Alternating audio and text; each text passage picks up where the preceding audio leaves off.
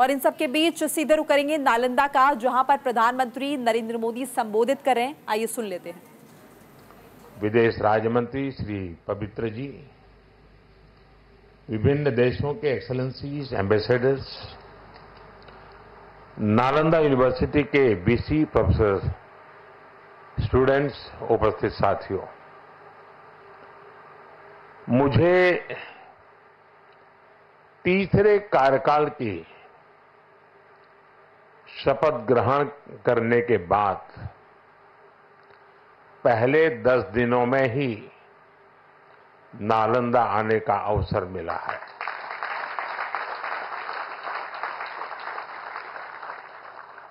ये मेरा सौभाग्य तो है ही।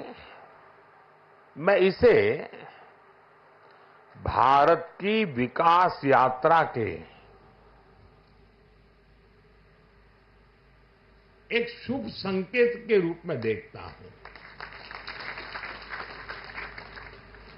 नालंदा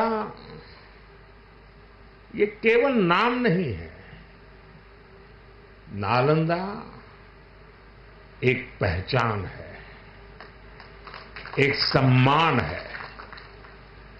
नालंदा एक मूल्य है, नालंदा एक मंत्र है, गौरव है, गाथा है।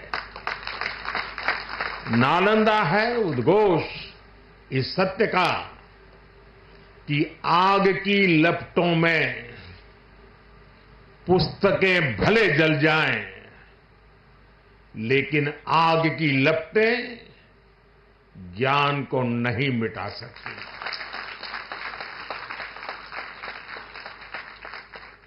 नालंदा के ध्वंस ने भारत को अंधकार से भर दिया था। अब इसकी पुनर्स्थापना भारत के स्वर्णिम युग की शुरुआत करने जा रहा है। साथियों,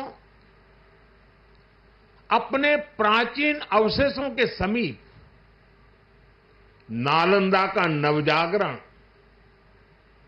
ये नया कैंपस विश्व को भारत के सामर्थ्य का परिचय देगा। नालंदा बताएगा, जो राष्ट्र मजबूत मानवीय मूल्यों पर खड़े होते हैं, वो राष्ट्र इतिहास को पुनर्जीवित करके बेहतर भविष्य की नींव रखना जानते हैं। और साथियों, नालंदा केवल भारत के ही अतीत का पुनर्जागरण नहीं है, इसमें विश्व के, एशिया के कितने ही देशों की विरासत जुड़ी हुई है। एक यूनिवर्सिटी कैंपस के इनॉग्रेशन में इतने देशों का उपस्थित होना, ये अपने आप में अभूतपूर्व है। नालंदा यूनिवर्सिटी के पुनर्निर्माण में हमारे साथी देशों की भागीदारी भी रही है। मैं इस अवसर पर भारत के सभी मित्र देशों का, आप सभी का अभिनंदन करता हूं।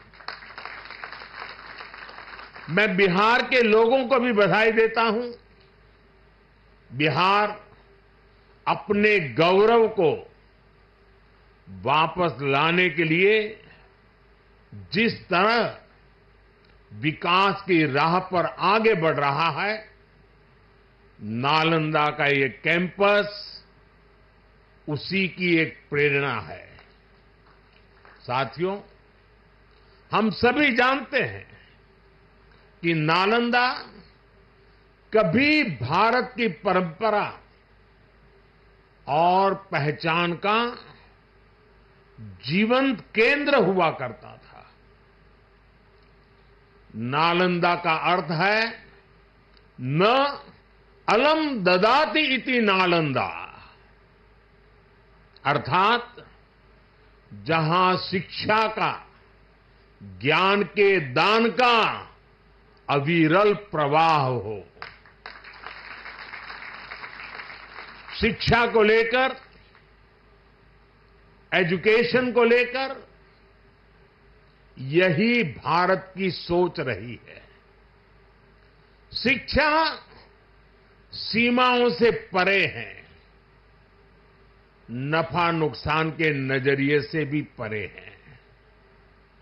शिक्षा ही हमें गढ़ती है, विचार देती है और उसे आकार देती है। प्राचीन नालंदा में बच्चों का एडमिशन, उनकी पहचान, उनकी नेशनलिटी को देखकर नहीं होता था। हर देश, हर वर्ग के युवा यहां आते थे। नालंदा विश्वविद्यालय के इस नए कैंपस में हमें उसी प्राचीन व्यवस्था को फिर से आधुनिक रूप में मजबूती देनी है। और मुझे ये देखकर खुशी है कि दुनिया के कई देशों से यहां स्टूडेंट्स आने लगे हैं। यहां नालंदा में 20 से ज्यादा देशों के स्टूडेंट्स पढ़ाई कर रहे हैं। ये वसुधैव कुटुंबकम की भावना का कितना सुंदर प्रतीक है। साथियों, मुझे विश्वास है आने वाले समय में नालंदा यूनिवर्सिटी फिर एक बार हमारे कल्चरल एक्सचेंज का प्रमुख सेंटर बनेगी। यहां भारत और साउथ ईस्ट एशियन देशों के आर्ट वर्क के डॉक्यूमेंटेशन का काफी काम हो रहा है। यहां कॉमन आर्काइवल रिसोर्सेज सेंटर की स्थापना भी की गई है। Nalanda university ASEAN India university network बनाने की दिशा में भी काम कर रही है। इतने कम समय में ही कई लीडिंग ग्लोबल इंस्टीट्यूशंस यहां एक साथ आए हैं। एक ऐसे समय में जब 21वीं सदी को एशिया की सदी कहा जा रहा है, हमारे ये साझा प्रयास हमारी साझी प्रगति को नई ऊर्जा देंगे।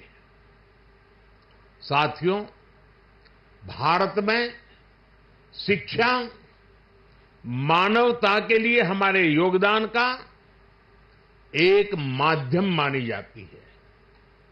हम सीखते हैं ताकि अपने ज्ञान से मानवता का भला कर सके। आप देखिए, अभी 2 दिन ही के बाद ही 21 जून को इंटरनेशनल योगा डे है।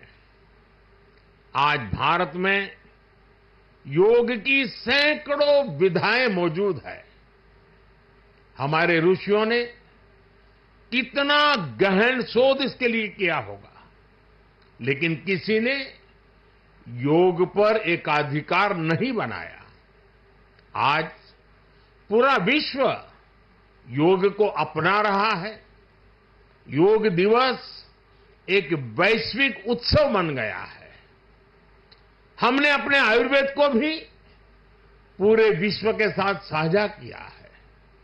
आज आयुर्वेद को स्वस्थ जीवन के एक स्रोत के रूप में देखा जा रहा है। सस्टेनेबल लाइफस्टाइल और सस्टेनेबल डेवलपमेंट का एक और उदाहरण हमारे सामने है। भारत ने सदियों तक सस्टेनेबिलिटी को एक मॉडल के रूप में जीकर दिखाया है। हम प्रगति और पर्यावरण को एक साथ लेकर चले हैं। अपने उन्हीं अनुभवों के आधार पर भारत ने विश्व को मिशन लाइफ जैसा मानवीय विजन दिया है। आज इंटरनेशनल सोलर अलायंस जैसे मंच सुरक्षित भविष्य की उम्मीद बन रहे हैं। नालंदा यूनिवर्सिटी का एक कैंपस भी इसी भावना को आगे बढ़ाता है। ये देश का पहला ऐसा कैंपस है जो net zero energy, net zero emissions, net zero water and net zero waste model पर काम करेगा। अप्प दीपो भव के मंत्र पर चलते हुए ये कैंपस पूरी मानवता को नया रास्ता दिखाएगा। साथियों, जब शिक्षा का विकास होता है तो अर्थव्यवस्था और संस्कृति की जड़ें भी मजबूत होती है। हम डेवलप कंट्रीज को देखें तो ये पाएंगे वो इकोनॉमिक और कल्चरल लीडर तब बने जब वो एजुकेशनल लीडर्स हुए। आज दुनिया भर के स्टूडेंट्स और ब्राइट माइंड्स उन देशों में जाकर वहां पढ़ना चाहते हैं। कभी ऐसी स्थिति हमारे यहां नालंदा और विक्रमशिला जैसे स्थानों में हुआ करती थी। इसलिए ये केवल संयोग नहीं है कि जब भारत शिक्षा में आगे था तब उसका आर्थिक सामर्थ्य भी नई ऊंचाई पर था। ये किसी भी राष्ट्र के विकास के लिए एक बेसिक रोड मैप है। इसलिए 2047 तक विकसित होने के लक्ष्य पर काम कर रहा भारत इसके लिए अपने एजुकेशन सेक्टर को उसका कायाकल्प कर रहा है। मेरा मिशन है कि भारत दुनिया के लिए शिक्षा और ज्ञान का केंद्र बने। मेरा मिशन है भारत की पहचान फिर से दुनिया के सबसे प्रोमिनेंट नॉलेज सेंटर के रूप में उभरे। और इसके लिए भारत आज बहुत कम उम्र से ही अपने स्टूडेंट्स को इनोवेशन की स्पिरिट से जोड़ रहा है। आज एक तरफ 1 करोड़ से ज्यादा बच्चों को अटल टिंकरिंग लैब में लेटेस्ट टेक्नोलॉजी के एक्सपोजर का लाभ मिल रहा है, वहीं दूसरी ओर चंद्रयान और गगनयान जैसे मिशन स्टूडेंट्स में साइंस के प्रति रुचि बढ़ा रहे हैं। इनोवेशन को बढ़ावा देने के लिए भारत ने 1 दशक पहले स्टार्टअप इंडिया मिशन की शुरुआत की थी।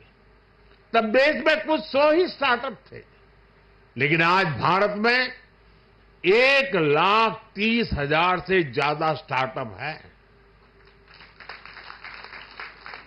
पहले की तुलना में आज भारत से रिकॉर्ड पेटेंट फाइल हो रहे हैं, रिसर्च पेपर पब्लिश हो रहे हैं।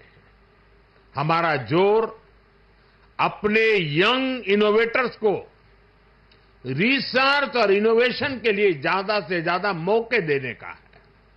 इसके लिए सरकार ने 1 लाख करोड़ रुपए का रिसर्च फंड बनाने की घोषणा भी की है। साथियों, हमारा प्रयास है भारत में दुनिया का सबसे कॉम्प्रिहेंसिव और कंप्लीट स्किलिंग सिस्टम हो, भारत में दुनिया का सबसे advance research oriented higher education system हो। इन सारे प्रयासों के नतीजे भी दिखाई दे रहे हैं। पिछले कुछ सालों में भारतीय यूनिवर्सिटीज ने ग्लोबल रैंकिंग में पहले से काफी बेहतर परफॉर्म करना शुरू किया है। 10 साल पहले क्यूएस रैंकिंग में भारत के सिर्फ 9 शिक्षा संस्थान थे। आज इसकी संख्या बढ़कर 46 पहुंच रही है। कुछ दिन पहले ही Times Higher Education impact ranking आई है। कुछ साल पहले तक इस रैंकिंग में भारत के सिर्फ 13 इंस्टीट्यूशंस थे, 13। अब इस ग्लोबल इंपैक्ट रैंकिंग में भारत के करीब 100 शिक्षा संस्थान शामिल हुए हैं। पिछले 10 वर्षों में औसतन भारत में हर सप्ताह एक यूनिवर्सिटी बनी है। भारत में हर दिन एक नई आईटीआई की स्थापना हुई है। हर तीसरे दिन एक अटल टिंकरिंग लैब खोली गई है। भारत में हर दिन 2 नए कॉलेज बने हैं। आज देश में 23 आईआईटीज हैं। 10 साल पहले 13 आईआईएम्स थे, आज ये संख्या 21 है। 10 साल पहले की तुलना में आज करीब 3 गुना। तो प्रधानमंत्री नरेंद्र मोदी को नालंदा से सुन रहे थे आप। एक छोटा सा ब्रेक यहां पर हमें लेना होगा। ब्रेक के उस पार भी खबरें लगातार जारी हैं न्यूज इंडिया पर। नमस्कार।